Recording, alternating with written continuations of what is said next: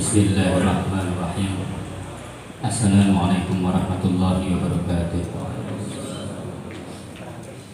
Alhamdulillahirabbil alamin. Assalatu wassalamu ala asrafil mursalin al-mab'uts rahmatan lil alamin wa ala alihi wa sahbihi ajma'in. Alhamdulillah, alhamdulillah. Malam ini kita telah menyelesaikan satu wadhu'ul amaliyah, mulai dari membaca surat Yasin, kemudian manaqib Sultanul Auliya, lalu salawat dan sejumlah doa yang dilantunkan. Semoga kita semua mendapatkan rahmat dari Allah Subhanahu wa taala. Yang saya hormati para kiai, para ajengan, terutama senior-senior saya ini, Kiai Hussein, ada juga Kiai Endang di samping saya, Ustadz Rifai, dan para sahabat sekalian, serta para jamaah, ibu-ibu, bapak-bapak, juga saya lihat anak mudanya juga banyak nih, masih SD kayaknya ya, atau dari SMP. Terima kasih, terutama kita memberikan apresiasi yang setinggi-tingginya kepada keluarga besar Haji Saiful yang memfasilitasi kegiatan acara malam ini. Alhamdulillah, saya sebelum menyampaikan sesuatu, kalau ibarat di bungkus rokok itu disclaimer. Disclaimer itu tidak dianjurkan untuk ibu hamil ini. Jadi ini sama sekali bukan nasihat, bukan ceramah, bukan juga mengingatkan, karena itu bukan wewenang saya untuk menasihati, mengingatkan, dan mengajari orang lain. Ini semacam cara kita memberi bobot terhadap pengajian malam ini. Jadi pengajian malam ini diberi bobot melalui doa, diberi bobot melalui bacaan Quran, diberi bobot dengan manaqib, diberi bobot dengan sholawat. Nah, apa yang saya ucapkan juga semoga menjadi ikhtiar untuk memberi bobot terhadap pengajian ini. Jadi jangan merasa ada yang dinasihati oleh saya, diingatkan oleh saya, karena saya bukan guru, bukan muallim, bukan kiai, dan juga tidak punya pretensi untuk mengajari orang lain.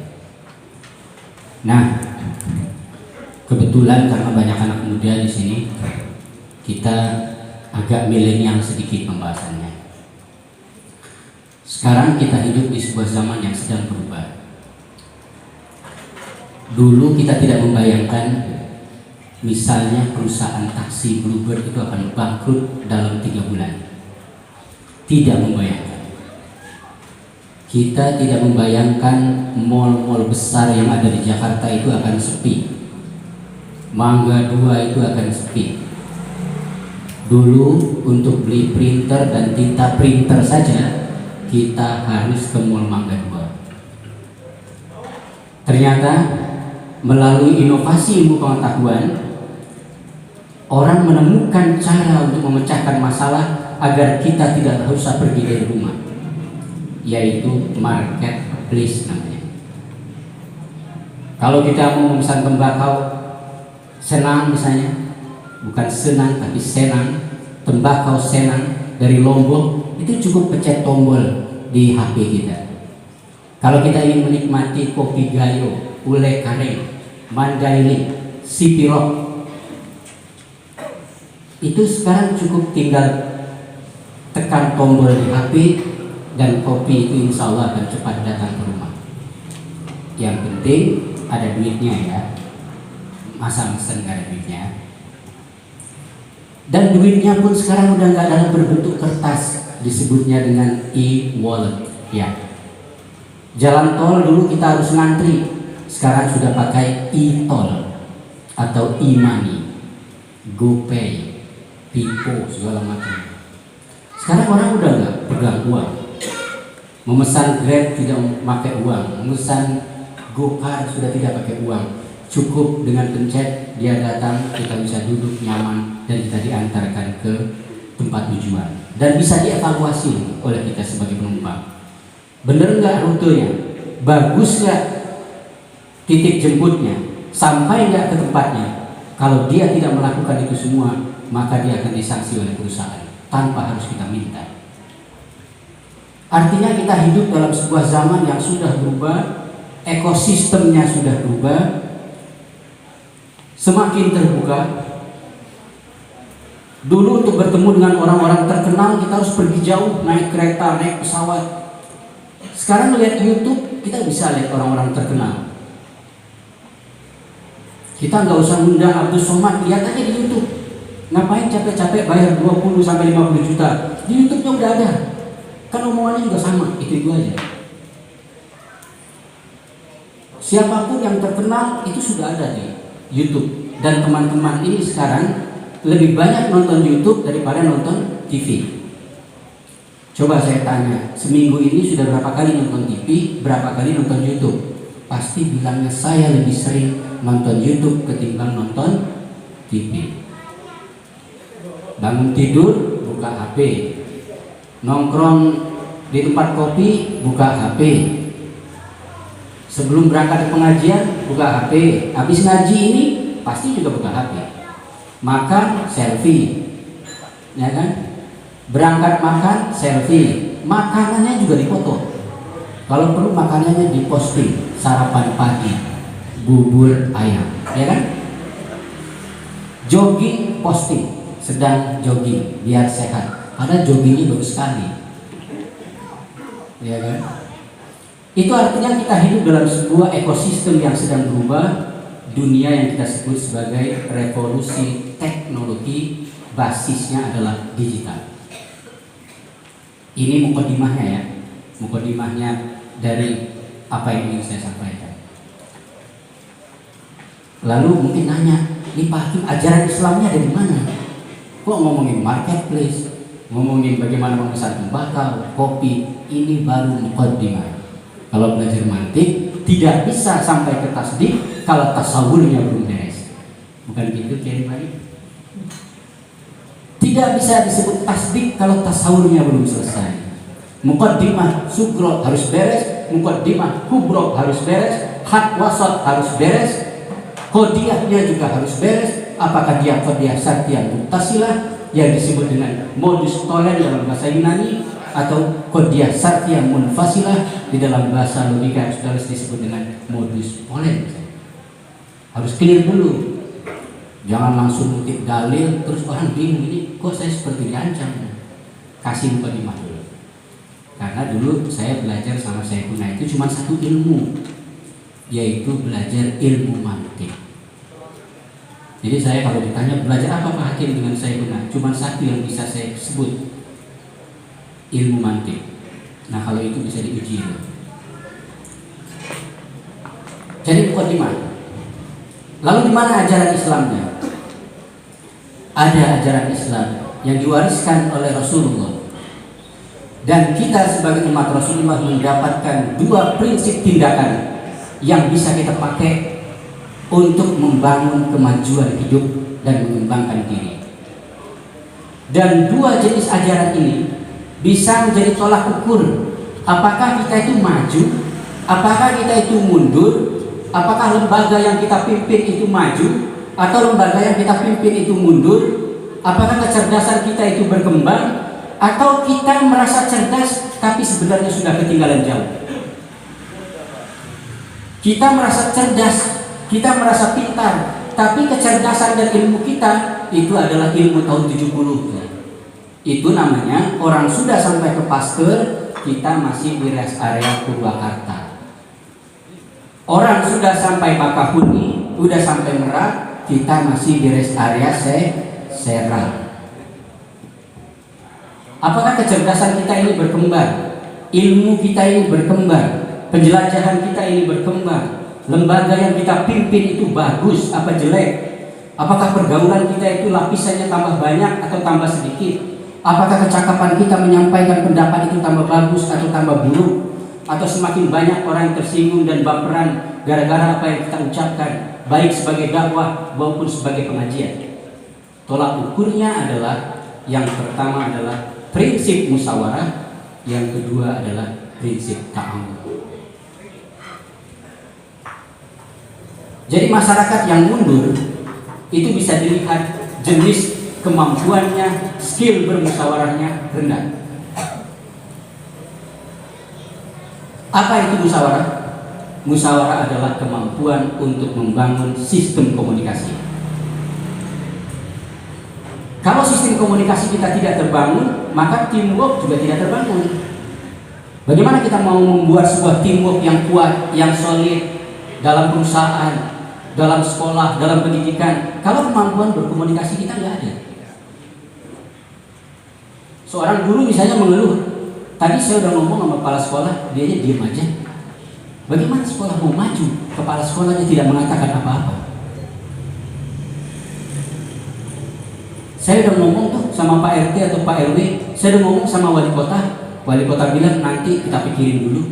Bagaimana dia memimpin kalau dia tidak bisa berkomunikasi? Dan negara ini bisa bebas dari penjajahan karena para pemimpinnya hebat berkomunikasi.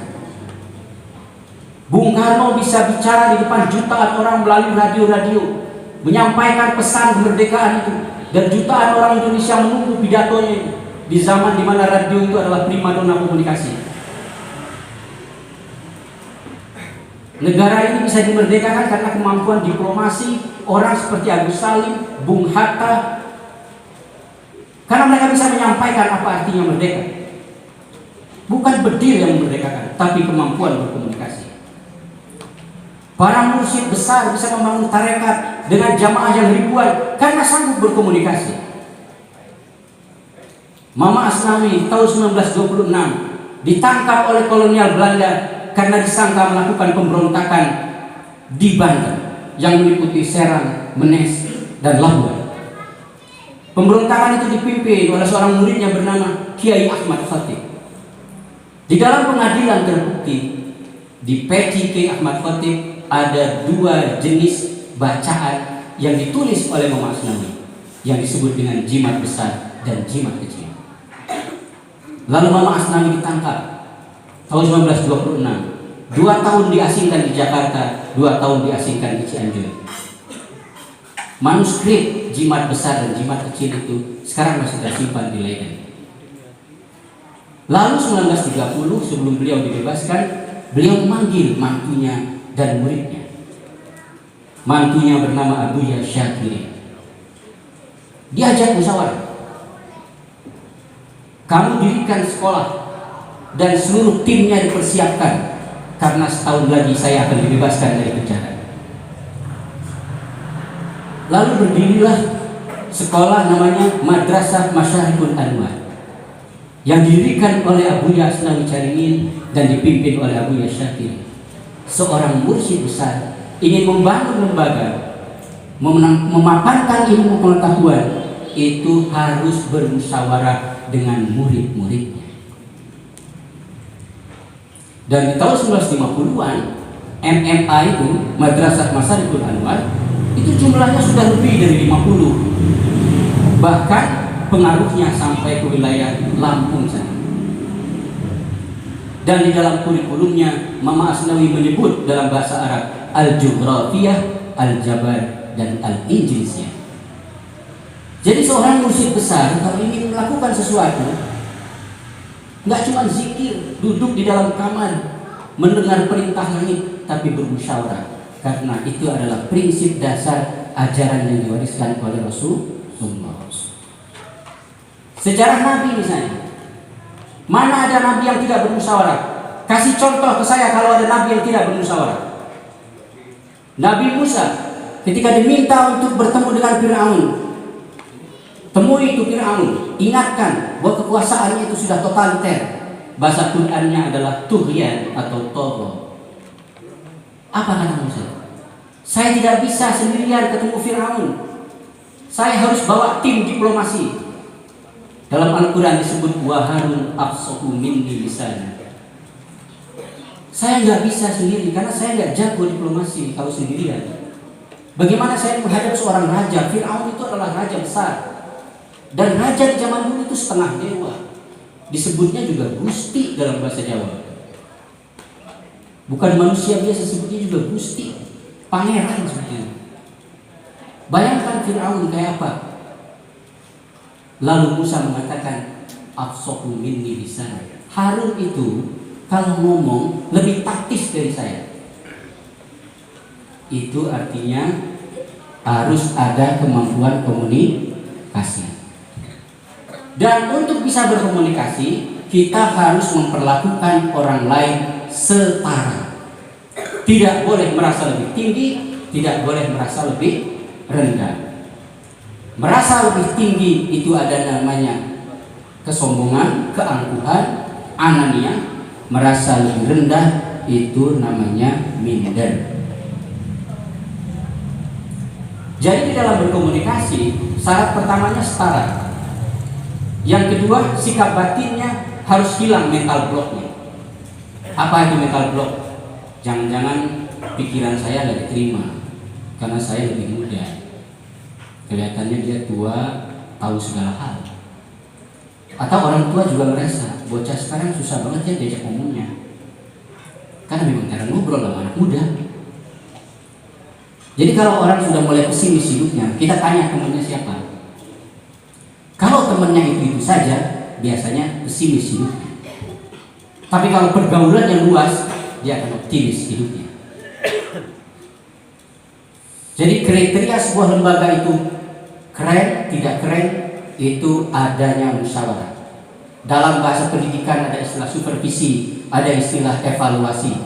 Dalam organisasi politik ada istilah negosiasi, ada istilah kompromi, ada istilah pertemuan setengah kamar, ada istilah lobby. Itu artinya musyawarah. Gak bisa berpolitik sok-sokan hebat sendiri. Karena yang punya duit bukan cuma kamu, orang lain juga kaya raya.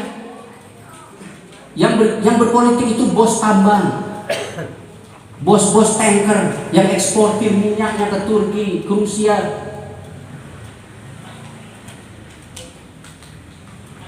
Jangan-jangan kita kaya karena di kampung sendiri kita dianggap orang kaya. Coba kalau ketemunya bos tanker yang kemana-mana naik pesawat jet pribadi kemana-mana. Karena itu dalam politik bukan kekayaannya, tetapi kemampuannya membangun komunikasi yang disebut dengan lobby dan negosiasi. Nah, anak-anak muda ini kalau nggak mau capek kerja nanti, daripada jadi pegawai orang, harus mengasah kemampuan berkomunikasi. Konsultan politik itu Pak dibayar cuma karena ngomong. Berapa Pak Hakim budgetnya untuk satu dapil? Tinggal nyebut aja 7,5 M. Itu baru ongkosnya. Ya kan? Daripada capek-capek. Dapilnya mana? Kalimantan. Bagaimana cara membreakdown dananya? Pertama harus ada asesmen dapil. Saya harus berangkat ke sana dulu, ngobrol dengan orang-orang. Berarti argo sudah jalan.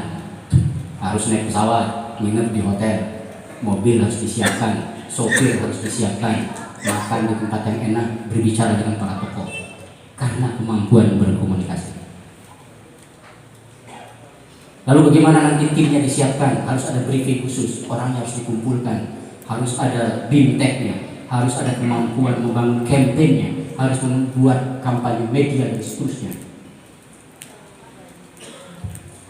Jadi anak-anak muda yang sekarang ini, kalau nggak mau capek nanti kerja ke depan, cukup satu saja amalkan dari warisan Rasulullah adalah kemampuan berkomunikasi.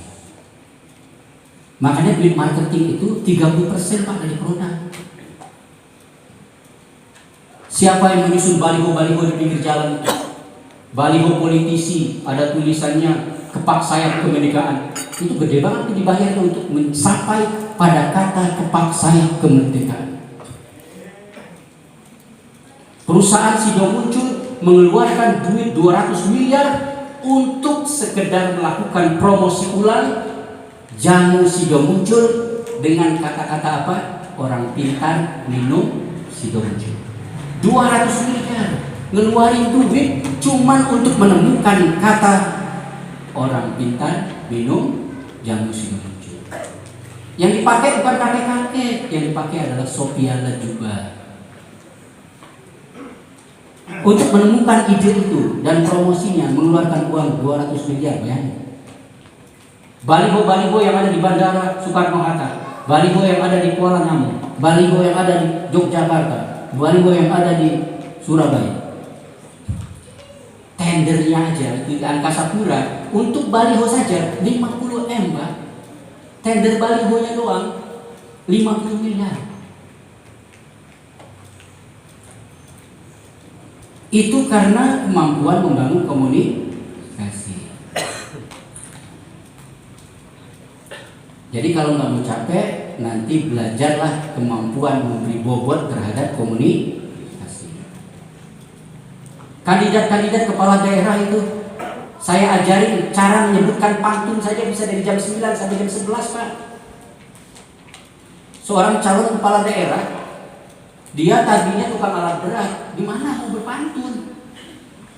Pak Hakim, saya ini tukang alat berat. Urusan saya truk, crane, pasir, batu bertahun-tahun. Saya bilang, Pak, closingnya nanti dalam perdebatan kandidat harus pakai pantun biar enak. Bayangin, ngelatih lidahnya aja jam 9 sampai jam 11 direkam berkali-kali untuk melatih pantun. Tapi melatih pantunnya dibayar, jadi bayar. Enak kan melatih pantun? Bayar. Tapi yang dilatih kepala daerah. Kalau tetangga ya nggak bayar pasti kan? Itu. Kedua, ini komunikasi, kemampuan memberi bobot komunikasi. Sekarang lobby itu dibayar, itu pekerjaan juga. Ada satu inisiatif untuk membuat sebuah pelabuhan, sebuah pelabuhan sekitar 40 hektar. Saya nggak mau sebut pelabuhannya di mana. Lalu bilang kita ingin mempelajari sistem pelabuhan di Laut Baltik yang ada di Polandia. Coba bayangkan gimana cara ngomongnya agar sampai kepada sistem pelabuhan di Laut Baltik yang ada di Polandia. Kita kasih rute. Rute pertama kita harus melobi Duta Besar Polandia di Jakarta. Bagaimana cara melobi Duta Besar Polandia di Jakarta? Kita harus menurunkan seorang kawan yang diplomat di Jenewa PBB. Minta kita pertemukan. Dibayar, Pak? Ya dibayar. Sejam doang dibayar, bisa ganti mobil itu. Tapi ngelobi untuk kerjasama pelabuhan Laut Baltik. Kalau kerjasama pohon durian ya enggak. Saya iming-iming mesti biar semangat. Kalau anak muda ini Deusen diiming-imingi gini semangat ya. Oh gitu ya, iya. Itu ada bayarannya semua. Bahkan melatih berdebat aja itu ada. Bagaimana cara bertanya? Itu saya latih itu cara bertanya. Begini teknik bertanya, bagaimana teknik menjawabnya, bagaimana teknik menyerang tapi tanpa harus menyakiti orang lain. Itu ada caranya itu, Pak. Dibayar? Dibayar. Ngelatihnya ya sambil ngopi aja sama pakai Samsung, cangkrong, itu. Jadi biar semangat maksudnya ya, jangan sampai nanti waduh ini ngaji mulu. Nah, ini saya kasih tahu ajaran Rasulullah yang akan terus bertahan sepanjang zaman adalah kemampuan berkomunikasi. Dan syarat berkomunikasi adalah memperlakukan orang lain secara setara, sama, duduk sama rendah, berdiri sama tinggi. Makanya Al-Quran mengatakan Ashabul Kahfi, orang-orang yang bersembunyi di gua pada zaman itu disebutnya dengan Ashabul Kahfi. Ashabul Kahfi itu artinya mereka setara, kompak, satu ide dan satu visi. Kan tidak ada ceritanya Ashabul Kahfi itu ada yang kabur ya. Kenapa? Kok kita nggak kabur aja gitu? Pas tidur ini, seperti teman kita kalau ngajak kita begadang misalnya, tiba-tiba, yuk kabur duluan naik gojek ya kan? Tidak ada yang kabur tuh. Saya mau negosiasi aja deh sama raja Romawinya. saya mau kabur, saya mau berkhianat. Tidak ada yang kabur itu. Walaupun Al-Quran saya tidak menyebutkan jumlahnya berapa kan. Wa yakuluna thalathatu dharabihum kalbuhum. Apakah 3 keempatnya adalah anjing? Apakah 5 yang ketujuh adalah anjing? Apakah 7 8 adalah anjing? Al-Quran tidak menyebut jumlahnya. Tapi isyaratnya buat kita, kata ashab itu adalah kesetaraan, satu visi dan kompak. Dan dalam cerita tidak ada yang kabur selama 300 tahun lebih tidur. Kita baru begadang semalam jam 3 dan kabur semua. Tungguin aja bos, dia lagi ngantuk, ntar kita kabur. Coba kalau 350 tahun kabur nggak? Kedua, Rasulullah tidak pernah mengatakan orang-orang di sekitarnya sebagai murid. Rasulullah mengatakan orang-orang di sekitarnya sebagai sahabat. Para guru-guru mursyid besar tidak pernah mengatakan orang-orang yang ngaji kepada beliau itu adalah murid, tapi juga sahabat. Ibrahim Al-Qurani mengirimkan surat yang akhirnya itu menjadi sebuah kitab. Judulnya adalah Ithafuz Zaki kepada Abdul Rauf As-Singkili. Kalimatnya dimulai dengan Ashabul Jawi. Wahai sahabat-sahabat saya yang berada di jauh. Sulaiman Hasan Zuhdi yang kitabnya saya temukan di Leiden itu, di belakangnya itu ada tulisan ila ashabil Jawa, kepada sahabat-sahabat saya yang ada di Jawa. Karena dulu Melayu Nusantara ini belum ada namanya Pak. Kita baru sekarang aja nyebutnya Indonesia. Dulu orang-orang Hijaz, Madinah, Mekah, Hadramaut, Damaskus menyebutnya dengan Jawi. Makanya disebutnya dengan Ashabul Jawi atau Ashabul Jawa. Bayangkan Ibrahim Al-Qurani dari seorang mursyid besar bernama Imam Al-Qushashi mengirimkan surat kepada Abdul As-Singkili, muridnya itu, dalam tarekat Satariyah di abad ke-17 menyebut dengan Ashabul Jawi. Imam Sulaiman Zuhdi menyebut muridnya juga Ashabul Jawa. Kenapa dikatakan Ashabul Jawa? Bahkan di dalam tasawuf hubungan kita semua ini disebut dengan suhbah. Kita ini setara. Kalau soal pengalaman langit itu urusan mursyid. Jangan sampai baru ketemu Imam Kalijaga bilangnya udah tinggi thariqahnya. Semalam saya zikir ketemu Sunan Kalijaga, merasa udah tinggi pengalamannya. Emang efeknya apa? Semakin lembut nggak lidahmu? Semakin baik nggak tindakanmu? Mau ketemu mimpi siapa juga kalau tindakannya tidak berubah, berarti itu sampah. Makanya di dalam tarekat juga disebutnya dengan suhbah. Baik kepada guru kita bersuhbah, dengan sesama muridin kita juga bersuhbah. Dan Imam Asy'arani mengatakan di dalam Anwarul Qudsiyah, suhbah itu rukun di dalam tarekat. Jadi kita setara. Yang punya wewenang untuk memvonis pengalaman rohani kita cuma mursyid. Jangan sekali-kali ada muridin sok tahu tentang pengalaman muridin yang lain. Sekali dia sok tahu itu offset namanya. Dan kalau offset itu namanya mengambil wewenang mursyid. Kalau dalam main bola Pak, itu namanya kartu merah. Jadi kemampuan berkomunikasi itu penting. Kalau nanti teman-teman mau jadi masa depan apa yang paling bagus, nggak usah konsultasi ke saya, cukup kemampuan kreatif di dalam berkomunikasi.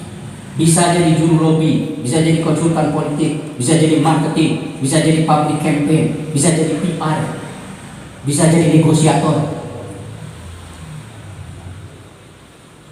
Duitnya banyak. Banyak orang yang kantongnya tebal-tebal di luar situ pete ini. Di luar situ pete ini banyak banget orang yang kantongnya tebal banget, tapi komunikasinya payah. Nah, kebetulan kantong kita tipis, maka kita harus pandai berkomunikasi. Orang lain pendapatannya tinggi, tapi pendapatnya kurang. Kita pendapatnya banyak, pendapatan kurang. Harus bekerja sama. Satu lagi. Nah, dalam musyawarah itu harus ada prinsip saling percaya, itulah yang disebut oleh zaman sekarang dengan kolaborasi. Kalau anak milenial menyebutnya dengan collab, bener nggak? Collab itu kolaborasi. Bahasa Al-Qur'annya adalah ta'awun wa ta'awanu 'alal birri wat taqwa. Maksudnya collab dong. Berbuat baik itu harus berkolaborasi, Bos. Jangankan berbuat baik, berbuat jahat aja itu harus berkolaborasi. Kalau nggak kolaborasi nggak jadi. Saya sama Ustaz Jaja malam ini pengen nauzubillah min dzalik, misalnya ngambil motor depan Alfamart. Pasti ketangkep kalau saya sama Ustaz Jaja, pasti ketangkep. Kenapa? Setelah motornya dapat, ngumpetinnya di mana? Saya bilang sama Jiko, Ji, ini motor bisa ngumpetin di sini nggak? Ya nggak bisa, Pak. Saya nggak mau nanggung, pasti gitu kan? Berarti harus ada jaringan yang tukang ngumpetinnya. Kedua, setelah diumpetin kan harus diperhatiin sebelum diberangkatkan ke Lampung, ke Pandeglang, ke Malingping, ke motor malam-malam. Makanya motor Ninja di sono-sono itu nggak ada platnya semua. Harganya juga 3 juta. Saya ini kan sering ke Cipanas, sering ke Hamberan, sering ke Wonosalam, sering ke Cijaku.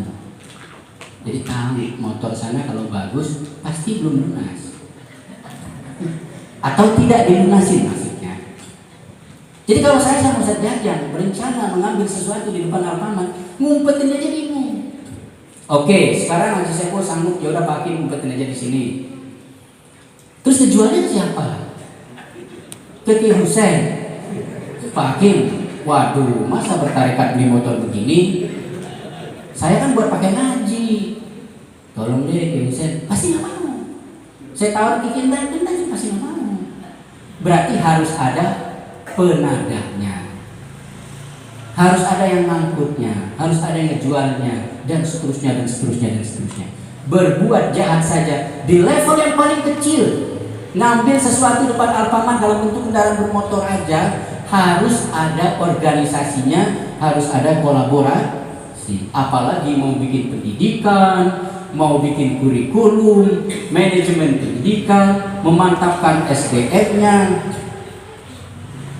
Kalau pengen ada gurunya itu alumni Sudan, ya harus punya hubungan baik dengan alumni Sudan. Kalau pengen gurunya itu adalah alumni Mesir, harus punya hubungan baik dengan alumni Al-Azhar, alumni Tunisia, alumni Maroko. Kalau pengen santrinya bahasa Inggrisnya keren, yang ngajar juga harus pernah di Barat. Kalau yang ngajar bukan di Barat, bahasa Inggrisnya bohong-bohong. Nah, pokoknya yes, aman, no aja. What are you doing? Yes. Do you like kopi? Yes. Kok yes semua? Akhirnya kata Ustaz Jajang, ketika berangkat ke Uzbekistan, Pak Hakim, kan saya nggak ngerti bahasa Inggris. Lalu ditawarinlah macam-macam minuman. Di kepala Ustaz Jajang cuma ada orange. Pas ditawarin, okay, do you like orange juice? Yes, I like it.